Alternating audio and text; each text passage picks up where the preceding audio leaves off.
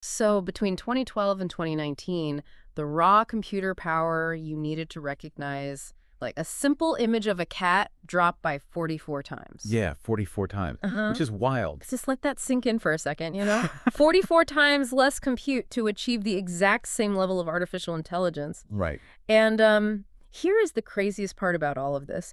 It wasn't because the silicon inside the computers got 44 times better. No, I mean, the hardware definitely improved, sure. Yeah, but the vast majority of that leap came because human beings just, figured out how to make the math itself dramatically smarter. Exactly. We basically stopped trying to just bulldoze our way through the problem and started building better engines, really.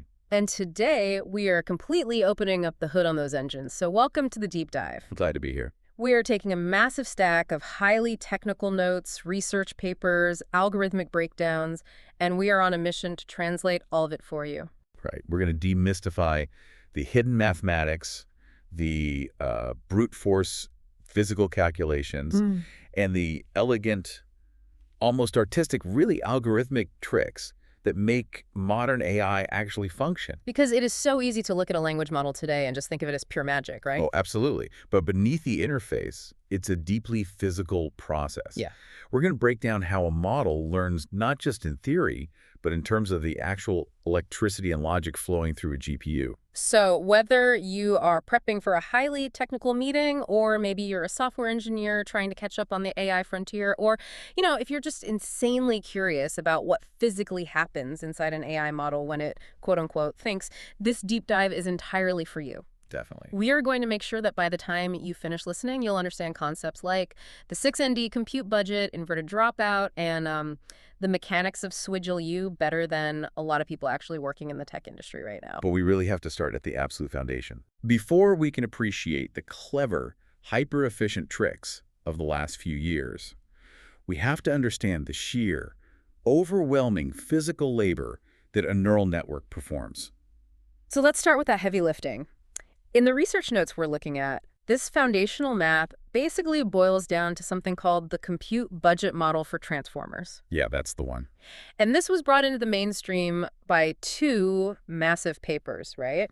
OpenAI scaling laws and the DeepMind chinchilla paper. Right. And they both revolve around this golden rule, this unbelievably simple equation. 6ND. 6ND. Yeah, it's basically the first principle of modern AI economics. Okay, how so? Well, if you want to train a massive language model from scratch, and you need to know exactly how much it's going to cost to, rent a massive warehouse of GPUs for 3 months. Yeah. 6ND is how you calculate your raw computational budget. Got it. It estimates the total floating point operations, the FLOPs required for the entire training run. Let's define the variables there, because they are so straightforward, it almost feels suspicious, honestly. It does. So the N stands for the number of parameters. Right. So if we're talking about a model like Meta's Llama 3.8b, that N is 8 billion. Exactly. 8 billion. And then the D stands for the dataset size, which is measured in total tokens. Right. And think of a token as roughly a word or a piece of a word. Okay, so a modern training run might have a data set of, say, 15 trillion tokens. Yeah, that's a good estimate. You multiply your 8 billion parameters by your 15 trillion tokens, and then you multiply that massive number by 6. Right. That is your total compute budget. That's it. But, the real insight isn't the final number itself, is understanding why it's a 6 and how that pie is actually sliced up. Let's look at those slices then. The notes break it down like this. 2ND is spent on the forward pass. Right. That's the inference, the prediction phase. That leaves 4ND for the backward pass, which is the learning phase, or back propagation. But before we dig into the forward and backward passes, there is a massive conceptual hurdle we need to clear here. Okay. Notice that the entire equation relies exclusively on n, the number of parameters. Yeah, and actually I am looking at a diagram of a transformer architecture right now, and it is just a mess of different moving parts. Oh, totally. There are normalization layers, activation functions, softmax layers.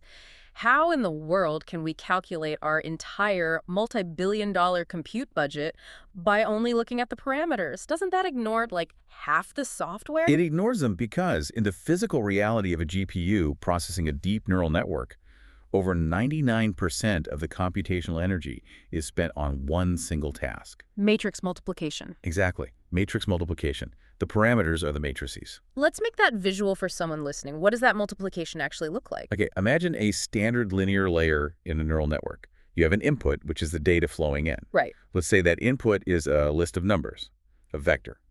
The length of that list is the hidden dimension. We'll call it h. Now, the layer itself contains a massive grid of weights, a matrix. Those are the parameters. The shape of that grid is h rows by h columns. So the total number of parameters in that one grid, Rn, is just h multiplied by h. Yes, h squared. Got it. Now, to push just one single token of data through that layer to calculate the output, you have to take your input list and multiply it across every single parameter in that massive grid. Wow. Yeah. For every single weight, the computer have to perform one multiplication and one addition. So you multiply the input by the weight, and then you add the result to a running total. Exactly. And in hardware architecture, that specific pairing of multiply and an add is so incredibly common that chip designers have built dedicated physical pathways for it. Really? Yeah, it's called a MAC, a multiply accumulate operation. And by definition, one MS equals two floating point operations, two FLOPs. Right, one FLOP for the multiply, one FLOP for the add. So for every single parameter, n, the computer does two FLOPs. That gives us 2 times n. But that's just for one token. You have a whole data set of tokens, d. So you multiply it all together, and the energy required to push your data set through your parameters is 2 times n times d, 2nd. Okay, that makes perfect sense. But I want to go back to my previous question, because we still haven't accounted for the other stuff. The non-parameter operations. Yeah, what about the activation functions? Don't those take math, too? They do, but we have to look at the magnitude of the math. Huh. An activation function isn't a grid. It's just applied element by element to the output. Okay. So the math required for an activation function scales with h, the length of the list. But the matrix multiplication scales with h squared. Oh, wow. Yeah. When h is a small number, maybe you notice the difference. But in modern language models, h is in the thousands. 1,000 squared is 1,000,000. Right. So for every one calculation the computer does for an activation function, it is doing thousands and thousands of calculations for the matrix multiplication. The extra non-parameter operations are literally rounding errors in the grand scheme of the compute budget. It's basically the difference between driving a massive diesel truck across the entire country versus walking from your parked truck to the front door of a diner. That is exactly it. If you are trying to calculate your cross-country fuel budget, you don't factor in the calories you burn walking to the diner. The drive is the matrix math. It burns all the gas. That is the perfect way to visualize it. Yeah. The forward pass, just driving the data through the network to get a prediction, costs 2nd. So the data drives across the country, it arrives at the destination, and the model makes a prediction. But the model is usually wrong, especially when it's just starting to train. The prediction is bad. It has to learn from its mistake. Exactly. And according to the 6ND rule, the learning part, the backward pass, costs exactly twice as much effort as the forward pass. It costs 4ND. It does. If predicting the answer takes a certain amount of energy, why does learning from a mistake take exactly double the energy? This is where we get into the absolute core of how artificial intelligence actually works. Backpropagation. The 4ND budget for learning is split perfectly down the middle into two very distinct, very necessary tasks. Task A takes 2ND. Task B takes 2ND. Let's break those down because this gets abstract very fast, and I really want to keep it grounded. What is Task A? Task A is calculating the gradient with respect to the weights.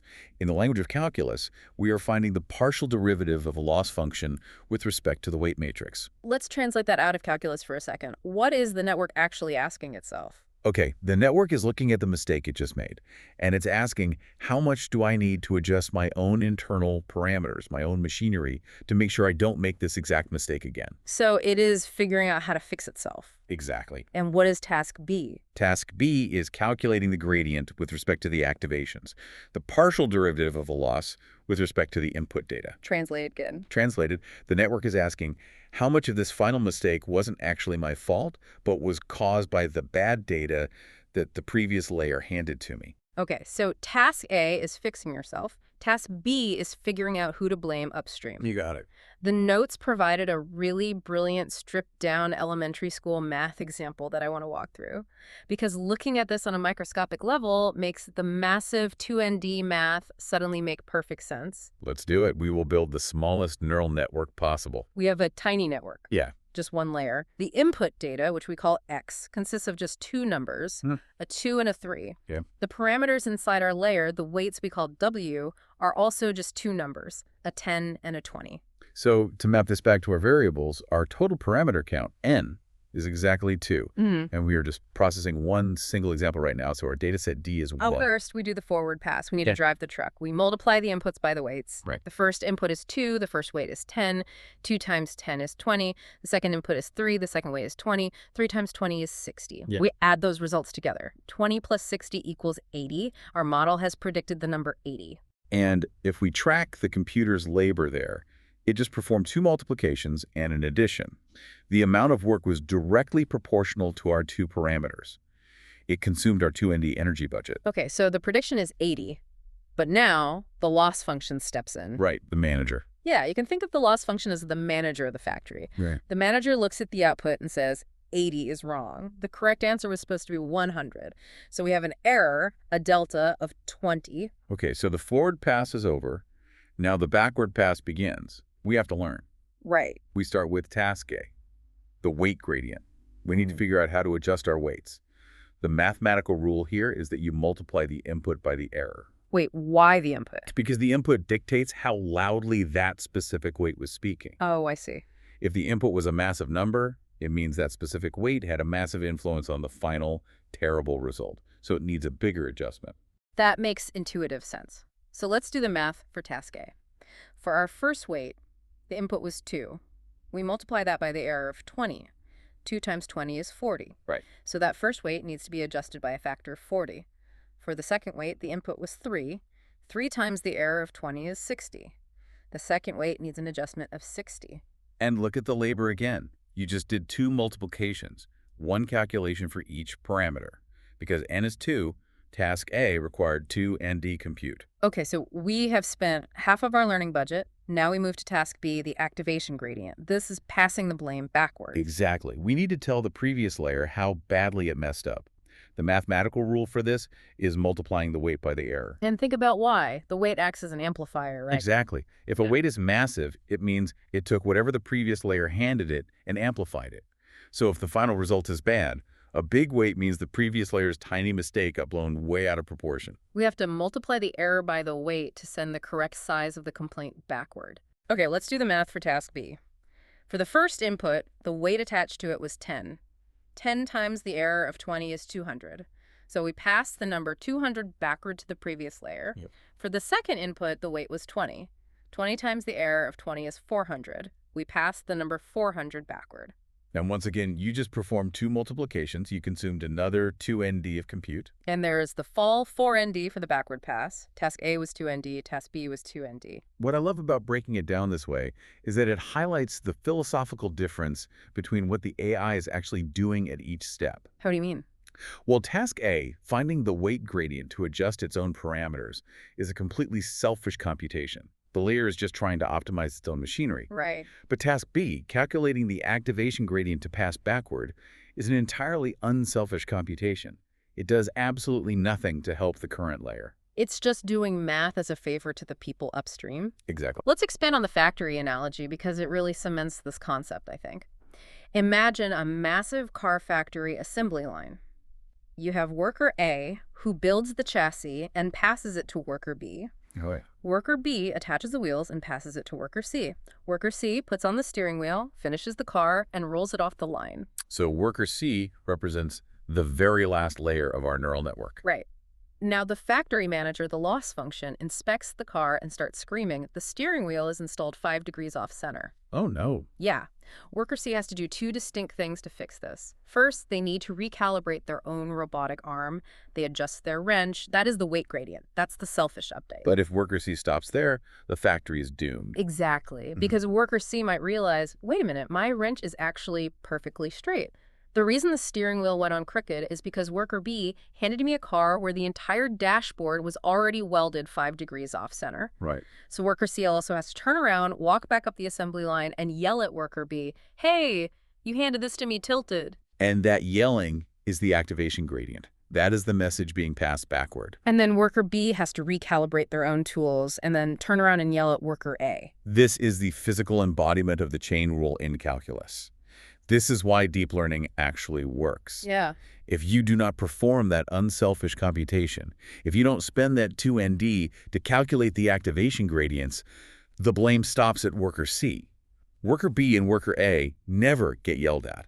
They never receive the error signal. So they never learn. They never learn. If you skip task B, you are only ever training the very last layer of your network, and your deep neural network is effectively completely broken. Bruh. You have to spend the compute to pass the blame. So that gives us our complete picture. The compute budget is 2 ND for the forward pass, 2 ND for the selfish wait update, and 2 ND for the unselfish backward message. 6 ND total. It is remarkably elegant. It is, but I want to push back on one piece of this math, because there is a physical asymmetry here that is bothering me. Okay, lay it on me. We've established that every phase costs 2 ND, but why does the exact same variable, n the number of parameters, dictate the compute cost for both the wait gradient and the activation gradient? They are serving entirely different physical purposes. One is fixing a machine, the other is sending a message down the road. That is a phenomenal catch. It reveals a hidden truth about how these networks are wired. Let's look at the physical topology of the network. Okay. Activations, the data flowing through, are like the roads connecting all the different rooms in our factory. The weights, the parameters, are the machines locked inside each specific room. Gradients stay in the room to fix the machine. Activation gradients travel down the road. Right, so why does the number of machines n determine how hard it is to send a message down the road? There are way fewer roads than there are machines. To answer that, we have to look at how they connect. For the weights, the logic is straightforward breadth. Every single parameter, every machine in that room needs its own specific gradient calculated. Sure. If you have a billion machines, you have to compute a billion selfish updates. That makes perfect sense for task A. But for the activations, it's about density. You are right that the number of activations, the roads, is much smaller than the number of machines. The activations are just the dimension h, while the weights are h squared. So you only need to calculate a small number of error messages to pass backward. So why does it take so much math? Because of how tangled the connections are. Whoa. To calculate the error message for just one single piece of data traveling down one road, you have to trace its impact through every single machine it touched inside the room. Oh. Yeah. In a dense neural network, every input connects to every weight. So to figure out the blame for one single activation, you have to sum up the tiny pieces of blame from all n weights connected to it. That is crazy. Right. One task is about calculating an update for n separate items. The other task is about summing up data across n separate connections. Both require touching every single parameter, which is exactly why they both cost exactly 2 ND. Okay, the math makes total sense now. But I want to pull us out of the theoretical factory and into the real world. Let's say I am a startup founder. I am bleeding venture capital money to rent a massive cluster of NVIDIA H100 GPUs in the cloud. How does knowing this theoretical 6ND math actually help me? How does this stop me from burning cash? To understand the economics of the hardware, we really have to look at the roofline model. It is the ultimate visual tool for understanding where your money is actually going when you run a GPU. Visualize it for us. Imagine a graph. The x-axis at the bottom represents arithmetic intensity.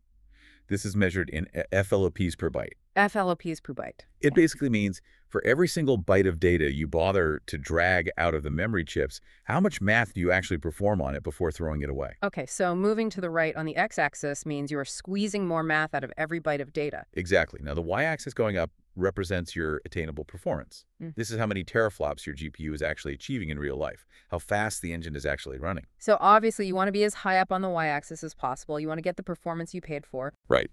Now, if you draw a line on this graph to represent a GPU's performance, it looks like the profile of a slanted roof. Like a house. Yeah, exactly. It starts at the bottom left with a steep slope going up and to the right. Then, at a certain point, it hits a corner and flattens out into a perfectly horizontal line. That flat line is the roof. What does the slanted slope represent? The slope represents being memory bound. If your operation lands on the slanted part of the graph, it means your incredibly expensive, mathematically brilliant GPU cores are sitting there doing absolutely nothing, twiddling their thumbs. Why are they idle?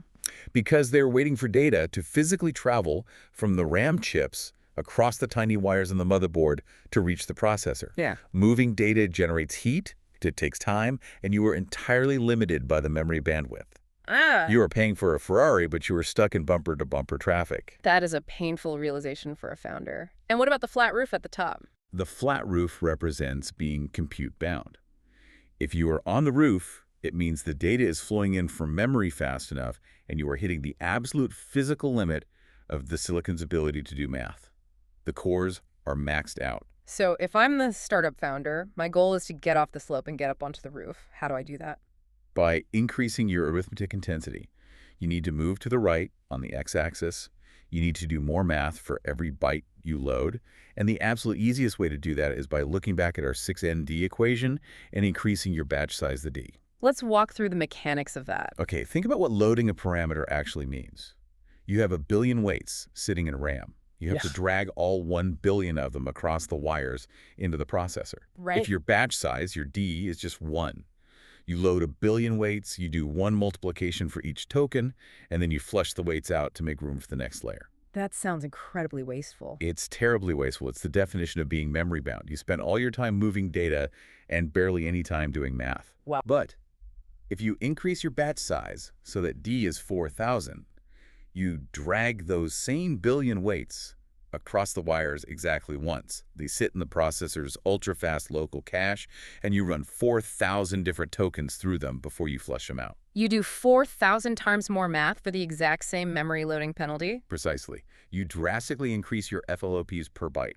You shift your operation to the right on the graph, you climb up the slope, and you hit the roofline. You maximize your model flops utilization. That is how you stop burning venture capital on idle silicon. Okay, so we've established how to maximize the hardware. We know how to push the silicon to its absolute physical breaking point. But here's the major pivot. What if the math itself gets smarter? What if we don't just rely on Moore's law and praying that NVIDIA builds a faster chip next year? This is where we shift from brute force to true engineering elegance. The notes highlight this staggering finding from OpenAI. They conducted a study on algorithmic efficiency, specifically looking at computer vision models. Yeah, that's a famous one. They started with AlexNet, the model that basically kicked off the deep learning boom in 2012, and they tracked the progress up to 2019. And they found that to achieve the exact same vision accuracy as AlexNet to recognize a dog or a car, the sheer amount of compute required in 2019 had dropped by a factor of 44. It's a profound shift in how we understand progress in this field. 44 times less compute for the identical result. And what's wild is that during that exact same 7-year period, the GPUs themselves only got about 11 times faster. Right. But if you combine the 11x hardware gain with the 44x algorithmic gain, the total efficiency leap for the industry was 500 times better. It proves that human ingenuity, designing better mathematical pathways, is vastly more impactful than just shrinking transistors. So how did they achieve a 44x reduction? What were the algorithmic breakthroughs? Because they didn't just shrink the n and d variables. No, they completely redesigned the architecture. We moved from these clunky, straightforward networks to incredibly streamlined designs, things like ResNet and EfficientNet. A huge part of this was introducing residual connections. Let's explain residual connections, because they solved something called the vanishing gradient problem, which used to completely paralyze neural networks. Exactly. Before residual connections, researchers knew that making a network deeper, adding more layers, should theoretically make it smarter. But when they tried to train deep networks, they failed miserably. Why? Think back to our factory analogy, where worker C yells at worker B, who yells at worker A. That's the error signal being passed backward. The problem is that every time the message passes through a layer, the math naturally squashes the signal down a little bit. It's like playing a game of telephone. By the time the message reaches the very front of a really long assembly line, it's just a whisper. Exactly. Yeah. The gradient vanishes. The early layers receive a mathematical update of basically 0, so they never learn anything, and the deep network performs worse than a shallow one. So how did residual connections fix it? Residual connections fixed this with a brilliant workaround. They literally built bypass roads around the layers. So the signal can just skip over the math. Right. An error signal can travel straight down the bypass road, unimpeded, all the way to the front of the network. It completely solved the vanishing gradient problem and allowed networks to become hundreds of layers deep. But the notes say the most crucial efficiency gain, the thing that really accelerated training, was something called batch normalization. Batch normalization was a revelation. To understand it, we have to look at how we measure the total cost of training a model. The total cost is basically the number of iterations you have to run, multiplied by the cost of each iteration. So did batch norm make each iteration cheaper to run, or did it drastically reduce the number of iterations needed to finish training? It was overwhelmingly the latter. It massively reduced the iterations. Before batch norm, deep networks suffered from a debilitating condition called internal covariate shift. That sounds like a terrifying medical diagnosis. What is internal covariate shift? Let's use an analogy. Imagine you are trying to climb a mountain to reach the peak. The peak represents the lowest possible error for your AI. But as you are taking a step up the mountain, the tectonic plates underneath you shift, and the mountain itself morphs into a completely different shape. That sounds impossible to navigate. That's exactly what was happening inside the neural network. As the early layers learned and updated their weights, the actual distribution of the data they were spitting out changed completely. Oh, I see. So the later layers were constantly having the rug pulled out from under them. They were trying to hit a moving target. So the only way for the AI to climb the mountain without falling off was to take incredibly tiny, cautious, shuffling steps. Exactly. Researchers had to use microscopic learning rates. The updates were tiny, which meant it took millions and millions of iterations to make any progress. And batch norm. Batch normalization solved this by forcibly normalizing the inputs to every single layer, mathematically anchoring them so the distribution stayed stable. We'll lock the mountain in place. It stabilized the tectonic plates. And because the mountain stopped shifting, researchers realized they could crank up the learning rate. Suddenly, the AI could take massive, confident strides up the mountain without fear of falling off. The network converged on the right answers incredibly fast. That is such a satisfying visual. Progress isn't just NVIDIA dropping a bigger GPU from the sky. It's human beings meticulously mapping better, safer trails up the mathematical mountain. That is the essence of algorithmic efficiency. Okay, so computer vision models found their 44x efficiency miracle. But what about language? Language processing is the foundation of the massive LLMs everyone is obsessed with today. Right. But before we got to transformers, the whole field was stuck in a rut. Let's look at how Google tackled translation in the early 2000s and why those old algorithms eventually hit a catastrophic brick wall. Before the neural network boom really took over language, the gold standard at companies like Google was statistical machine translation. And the engine running that translation was the n-gram model. Let's make sure we define an n-gram clearly. An n-gram is simply a contiguous sequence of n items from a piece of text, usually words. If you were trying to predict what word comes next in a sentence, a 2-gram or a big gram just looks at the single word right before it. Duh. A 5-gram looks at the preceding 4 words to guess the 5th. So if the sentence is, the doctor said take your, and I have a 2-gram model, it only looks at the word your. The next word could be shoes, time, medicine, anything. Right. But if I have a 5-gram model, it looks at the whole phrase, doctor said take your. The probability of the next word being medicine shoots way up. Precisely. The fundamental logic is undeniable. As n increases, your context increases, and your accuracy goes up. Google typically relied on 5 grams, and for their most massive, cutting-edge translation engines, they push it all the way up to 7 grams. So if bigger N means better translation, why did they hit a wall? Why didn't they just build a 20-gram model and solve language forever? Because of a mathematical nightmare known as the curse of dimensionality, which leads directly to data sparsity.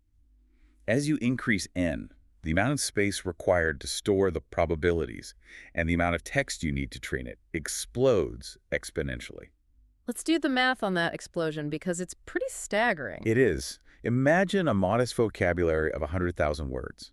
If you want to build a simple 2-gram model, you have to calculate the probability of every word following every other word.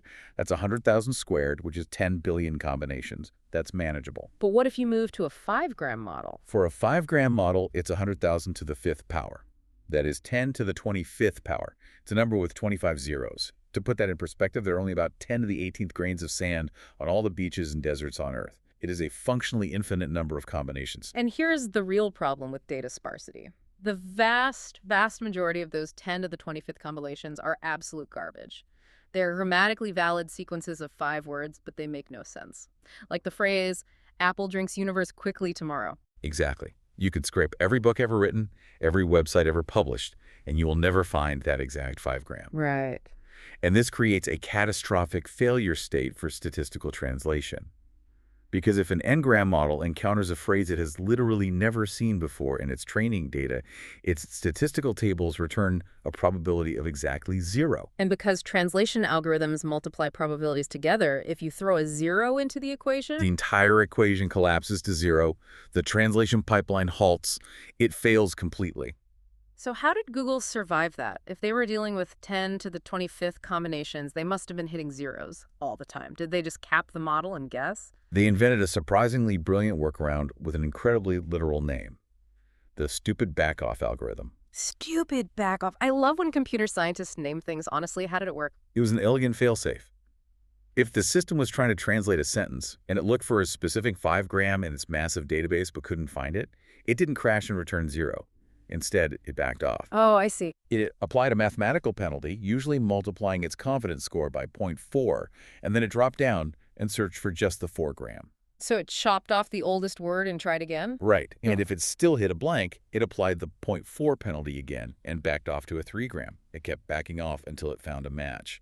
This incredibly simple trick allowed Google to scale their n-gram models to astronomical sizes, eventually training models on 3,000 billion n-grams. Okay, but my question still stands. If stupid back off protected them from the zeros, why didn't they keep scaling? Why not a 10 gram or a 20 gram? If they had enough server farms, couldn't they just brute force it? No, because you hit a completely different wall. Mmm. Overfitting. In statistical models, there is a proven sweet spot, usually right around n equals 3 to 5. Beyond that, the model stops learning the rules of language and it just starts memorizing. It becomes a parrot. Exactly. Yeah. If you have a 15-gram model, it's not actually translating the structure of French to English. It's just perfectly repeating a 15-word sentence it read in a specific novel once. It becomes incredibly rigid and brittle. Well, And this absolute limit on n-grams perfectly sets up why modern neural networks, specifically transformers, completely obliterated statistical models. because transformers don't suffer from the curse of dimensionality, but how do they escape it? Why don't they care about the 10 to the 25th combinations? Because they abandon the idea of discrete matching entirely. An n-gram model operates like a giant dictionary. It looks for an exact match.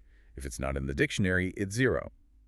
Transformers move the entire process into continuous mathematical space using something called word embeddings. Visualize continuous space for me. Imagine a massive multi-dimensional coordinate system, like a 3D graph, but with thousands of dimensions. The network takes every word and maps it to a specific physical coordinate in that space. Okay. And through training, it learns that the coordinate for the word apple is physically very close to the coordinate for the word pear. They are clustered together in the fruit neighborhood. Exactly.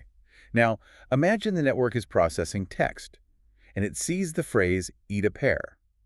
Even if the network has literally never seen the phrase, eat a pear, in its entire training dataset, it doesn't crash to 0. Because it knows where it is on the map. Right. It looks at its map, sees that pear is basically in the exact same location as apple, and it already knows that eat an apple is highly probable. So it can perfectly infer the meaning and probability of completely novel sentences. It's an astonishing algorithmic leap.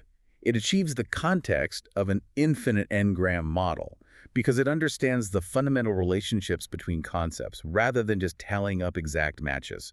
It bypassed the memory explosion entirely. Which brings us to the present day. Today's neural networks, these transformers, are infinitely more efficient and capable than n-grams. But as we discussed with our 6ND compute budget, they still require massive nation-state level resources to train. They really do. So how do these modern marvels actually reach the public? This brings us to the open weight movement and models like Meta's Llama and the recent shockwaves from DeepSeek.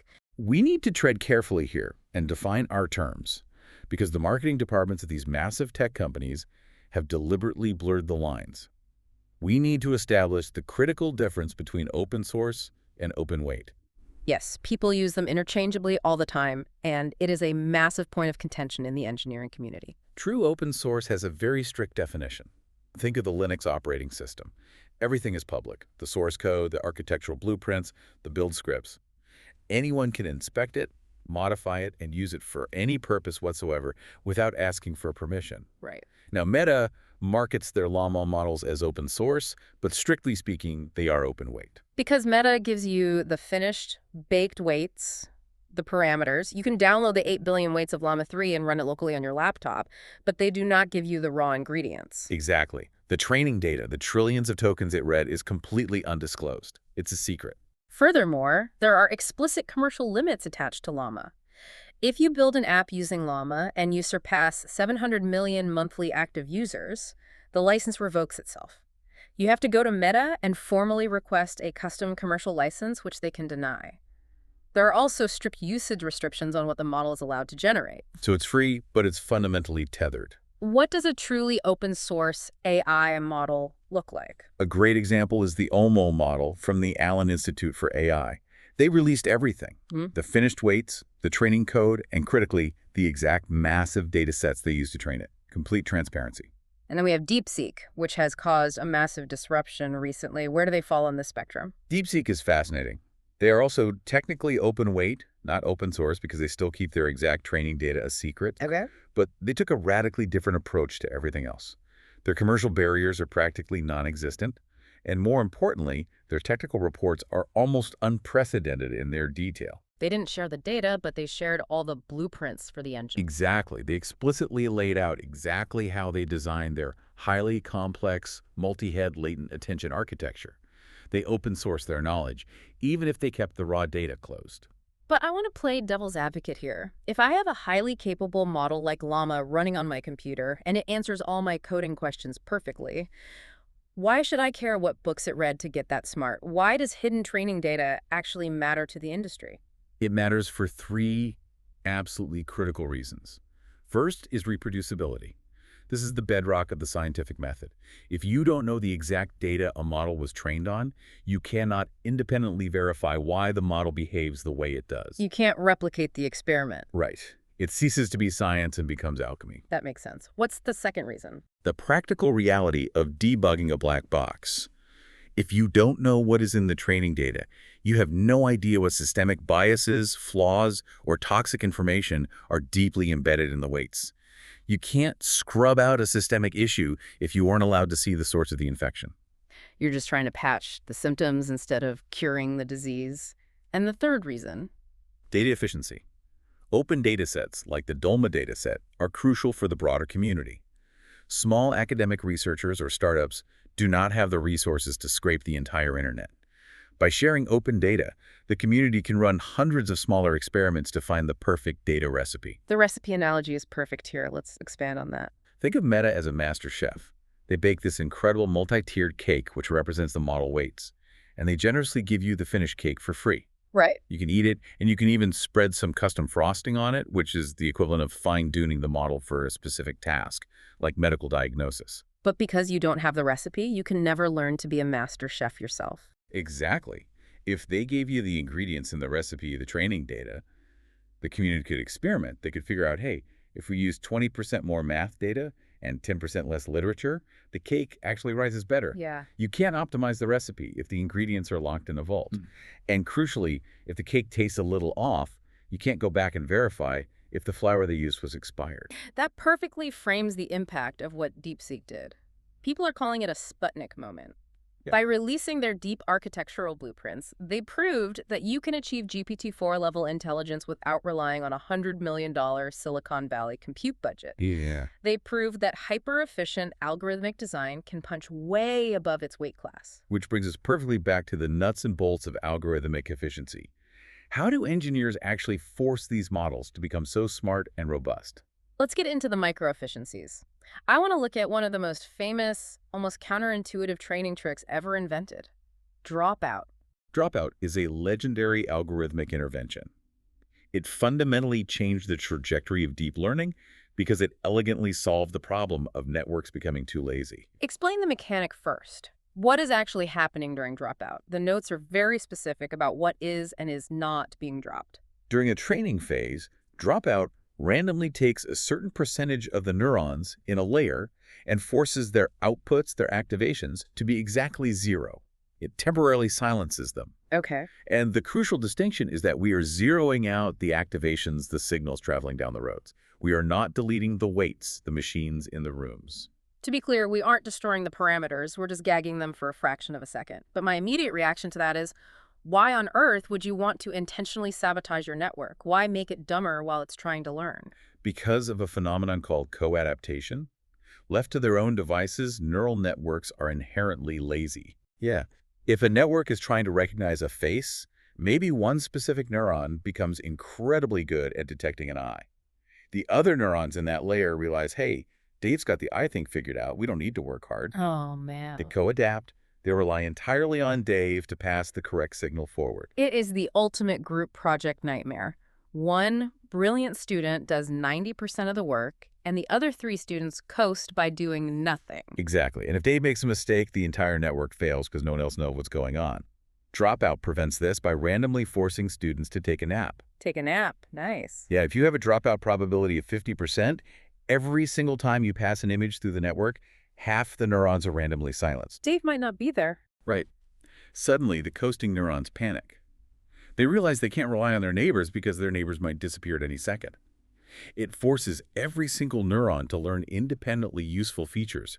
It forces the network to distribute the representation of the phase across the entire layer, making the model incredibly robust and preventing it from overfitting to tiny details. The actual mathematical implementation of this is fascinating. The notes describe it as an element-wise multiplication, the Hadamard product, using a mask vector of zeros and ones. And that mask is generated by an independent Bernoulli distribution based on a probability p. It's essentially the computer flipping a weighted coin for every single neuron millions of times a second. If it's heads, you multiply the signal by 1, the signal passes. If it's tails, you multiply the signal by 0, the signal dies. Okay, here is where it gets stuck. These AI models are marvels of optimization. We just spent 20 minutes talking about how gradient descent brilliantly calculates the exact perfect adjustment for billions of parameters to minimize the loss. Sure. So, why do human engineers have to manually hard-code the dropout probability p? Why can't we just let the AI learn the optimal value for p on its own? That is a phenomenal question that strikes at the heart of both logic and calculus. The AI cannot learn P for two main reasons. The first is pure, brutal logic. What is the AI's solitary goal in life? To minimize the loss function, to make fewer mistakes. Right, and what happens when you drop out neurons? You cripple the network's capacity. You guarantee that it will make more mistakes. The AI will instantly realize that applying dropout actively increases the punishment it receives. So if given control over P, the AI will instantly set P to 0. It will cheat to make its life easier, completely bypassing the robustness we were trying to force onto it. It's like letting the lazy students grade their own exams. They're going to give themselves an A, turn off the dropout, and learn absolutely nothing. Exactly. But the second reason is deeply mathematical. Let's look at the transition from a neuron being active, A1, to a neuron being dropped, A0. Graph mathematically, that is called a Heaviside step function. What does that look like? Imagine walking along a perfectly flat floor at height 0, and then instantly there is a vertical wall going straight up to height 1, and then the floor continues perfectly flat again. It is an impassable vertical cliff. And calculus does not like cliffs. Calculus requires smooth slopes to calculate a gradient. On the flat parts of the Heaviside function, the slope is exactly 0. The network learns nothing. And precisely at the cliff, the slope is perfectly vertical. It is mathematically infinite. You cannot pass a gradient backward through an infinite wall. Which completely breaks the learning process. The backpropagation stops dead at the cliff. Now, researchers have figured out clever workarounds if they're absolutely desperate to learn ping. There's something called the Gumbel softmax trick, which essentially takes that vertical Heaviside cliff and sands it down into a very steep but smooth rollable hill. Like a ramp. Exactly. It allows the gradient to slide down. But it is computationally expensive, and in 99% of practical applications, a human just setting P to 0.1 or 0.2 works perfectly well. Okay, so we are randomly dropping neurons during training. But this creates a massive, glaring physical problem. If P is 0.5, we are dropping half the neurons. That means the next layer in the network is only receiving 50% of the normal electrical energy, the normal signal strength. Correct. The signal is halved. But the training phase ends. We deploy the AI to the real world. During inference, when I ask the AI a question, we turn dropout off because we want the AI to use all its brain power. Right. But suddenly, that next layer is getting hit with 100% of the signal. It is receiving double the energy it was trained to expect. It's going to completely blow out the calculations. How is that managed? This is known as the vanishing information problem or the scaling imbalance, and the way we solve it has evolved elegantly over time. Historically, the original solution was called vanilla dropout.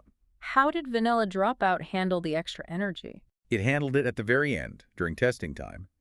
The engineers would turn off dropout, and then they would manually multiply every single weight in the network by the probability of survival, which is 1 minus P. Oh, So got if it. P was zero point 0.5, they would go in and slice all the weights in half. That perfectly compensated for the double signal coming through. But the notes say nobody uses vanilla dropout anymore. Modern architectures universally use something called an inverted dropout. What is the difference? A difference is when the fix is applied. Inverted dropout doesn't wait for testing time. It fixes the imbalance immediately during the training phase. At Ah. the exact moment a layer drops half its neurons, the algorithm takes the surviving neurons and divides their output by 1 minus p. It mathematically boosts the signal of the survivors to mimic the missing energy. I want to make sure I'm visualizing this right. Let's use a construction site analogy. You have a job site where 10 workers are supposed to carry a massive pile of work across the yard every hour.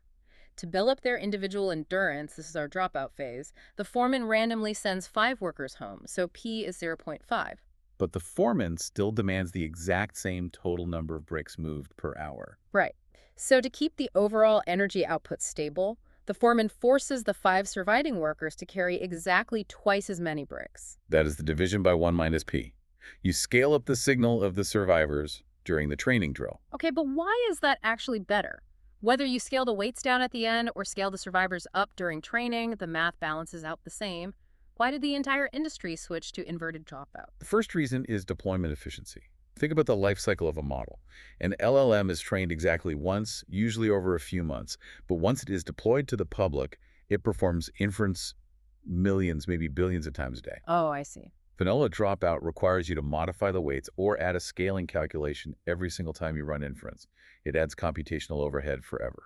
That's a lot of wasted math. Exactly. Inverted dropout handles all the messy math and scaling exclusively during the training phase. When you deploy the model, inference is mathematically pure, it's zero cost, you just turn dropout off, and the weights are already perfectly calibrated. You pay the computational tax once instead of a billion times. But the notes hint at a second, much more structural reason why inverted dropout is practically mandatory today, specifically regarding transformer architectures. Yes, and this is a masterclass in reading architectural diagrams carefully. In a modern transformer, think about what immediately follows the attention mechanism.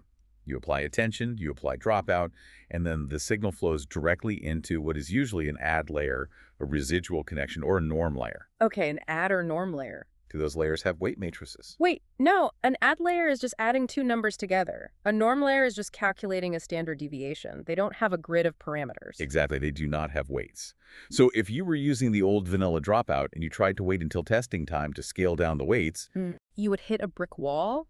The layer receiving the blown out signal has no weights to scale. exactly. You'd have to write complex custom code to trace the signal backward through the architecture to find a weight matrix to manipulate. It would be a software engineering nightmare. That is brilliant. With inverted dropout, because the surviving signal is artificially boosted right at the moment of dropout, by the time that signal hits the add or norm layer, the energy level is already perfectly balanced. The architecture doesn't need to know that dropout even happened. It is absolute engineering elegance. It decouples the regularization trick from the physical architecture of the network. Speaking of decoupling and re-engineering the physical pathways, we've seen how activations are randomly dropped to force robustness. Now I want to look at how the activations themselves are being completely redesigned from the ground up to squeeze out maximum efficiency. Let's do it. I want to spend our last segment unpacking SWIGLU. The notes refer to this as the undisputed standard in modern models. Meta's Llama uses it, Google's Gemma uses it, Mistral uses it. SWIGLU is arguably one of the most important algorithmic optimizations in modern LLMs. It replaced the standard feed-forward network that we used for years. Wow. But to understand why it is so powerful, we have to meticulously deconstruct the name. It is a portmanteau of 2 very distinct concepts, swish and GLU. Let's start with the second half. What is a GLU? GLU stands for Gated Linear Unit. The easiest way to conceptualize a GLU is to think of it as a fork in the road combined with a bouncer at a nightclub. A bouncer. Okay. In a traditional neural network layer, the data just flows straight through a single matrix. In a GLU, the input data, X, is literally copied and sent down 2 parallel paths. Okay, I have my input X and I've cloned it. Path 1 and path 2. Path 1 is the content path. You take X and multiply it by a weight matrix, let's call it V. This path is trying to figure out what is the actual information here. Got it. Path 2 is the gating path. You take that copied X, multiply by a different weight matrix, W, and then you pass it through a sigmoid function. What does the sigmoid function do physically? A sigmoid function acts like a mathematical trash compactor. It takes whatever number you feed it, whether it's negative a million or positive a million, and it squashes it down into a tiny fraction exactly between 0 and 1. So it creates a percentage. Exactly. It creates a dynamic percentage. This is the bouncer at the club. The network learns the W matrix to decide, on a token-by-token basis, should I open the door and let 100% of this information through, or should I close the door and let 0% through, or maybe just crack it open to 20%? And then how do the two paths recombine? You take the output of the content path, and you multiply it element by element with the percentage from the gating path. If the gate says 0, the content is annihilated. If the gate says 0.9, 90% of the content passes through to the next layer. So instead of a static pathway, it is highly dynamic. The network is actively deciding what information is relevant right now and suppressing the rest. Precisely. That is the GLU part. Now, what is Swish? Swish is an activation function invented by researchers at Google. The mathematical formula is remarkably simple. X times the sigmoid of X. Think of it as a micro self-gating mechanism. The input acts as its own gate. To understand why Swish is a big deal, we have to understand what it replaced. What was the old standard? The old standard, which ran deep learning for almost a decade, was ReLU, Rectified Linear Unit. ReLU has the simplest logic imaginable. If the input number is negative, change it to exactly 0. If the number is positive, leave it alone. That sounds incredibly fast to compute. What is the downside? The downside is that ReLU creates a hard, sharp mathematical corner at 0. It is a dead stop. If the neuron's calculation goes even slightly negative, say negative 0.1 ReLU, violently clamps it to 0. And as we discussed earlier, if a value is 0 and you try to pass an error gradient backward through it, The gradient multiplies by 0, it vanishes completely, the backpropagation stops, the neuron receives no update, so it never changes its weights. It is permanently stuck outputting negative numbers, which ReLU permanently clamps to 0. This is called the dying ReLU problem. Entire swaths of a neural network can literally die and become dead weight. so how does Swish fix the dead neurons? Because Swish is a smooth, continuous curve. It doesn't have a sharp corner. And most importantly, it has a tiny little hook in the negative region. It doesn't instantly clamp to 0. It allows small negative values to slip through. And because the negative values slip through, the gradient can slip backwards. Exactly. The gradient keeps flowing, the neuron stays alive, and the network keeps learning.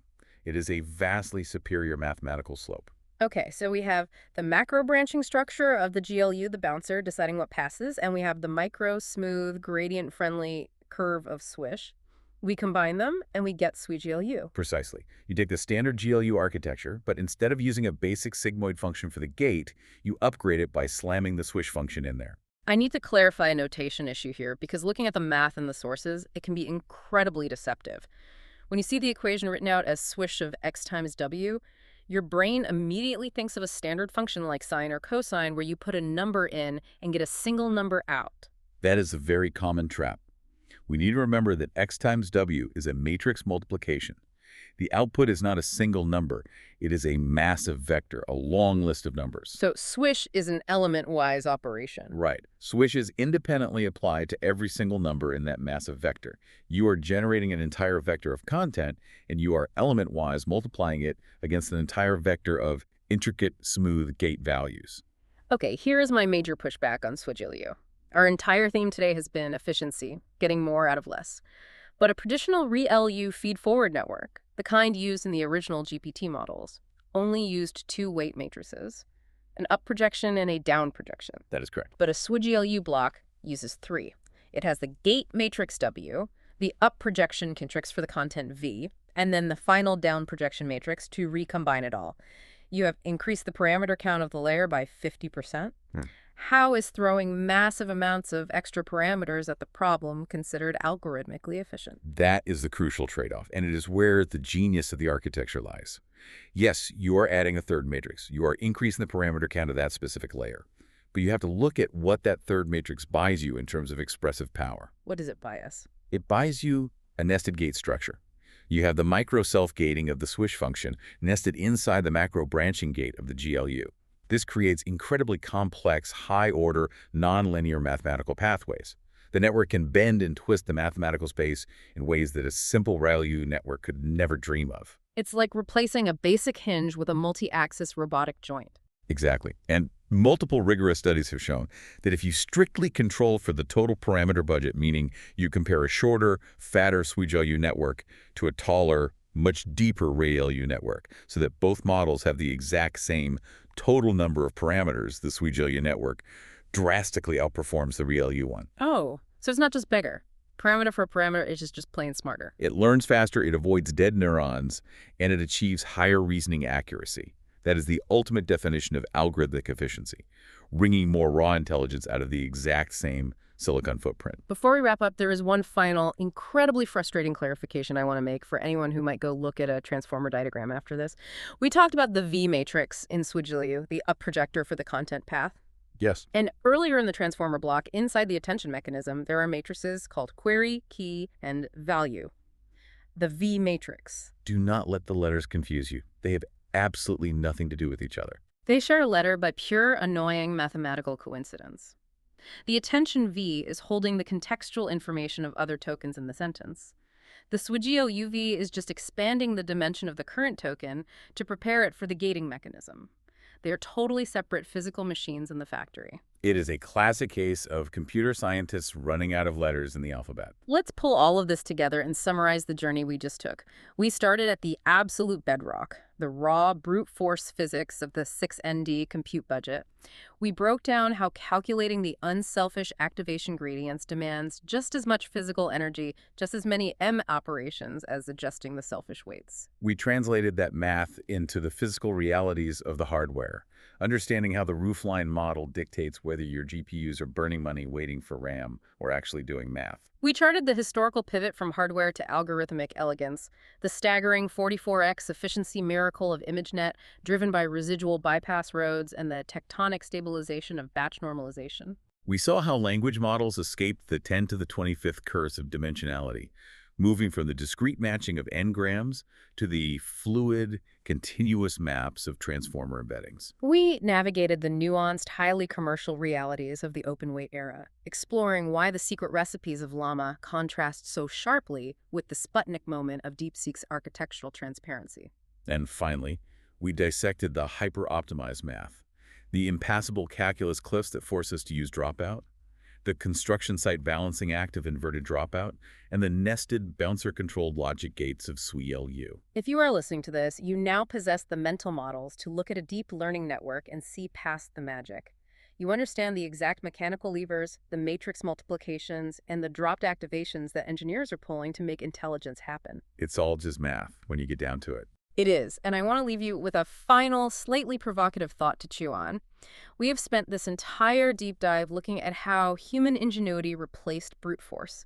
We found a 44x efficiency gain in just 7 years. We swapped out clunky n-grams for elegant embeddings. We swapped out dead ReLU neurons for smooth SWIGLU gates. Right. But as we start hitting the absolute physical limits of atomic silicon, and as we exhaust the obvious mathematical optimizations of matrix multiplication, what happens next? Will the next massive leap in artificial intelligence come from an entirely new hardware paradigm, like optical or quantum computing? Or will the AI itself eventually invent a new fundamental mathematical operator, something beyond the MAC, beyond multiplication and addition that makes our current transformer models look as outdated and clunky as a 5-gram language model? It's a fascinating horizon. The muddy waters might just be what true thinking actually looks like. Thanks for taking this deep dive with us. We'll see you next time.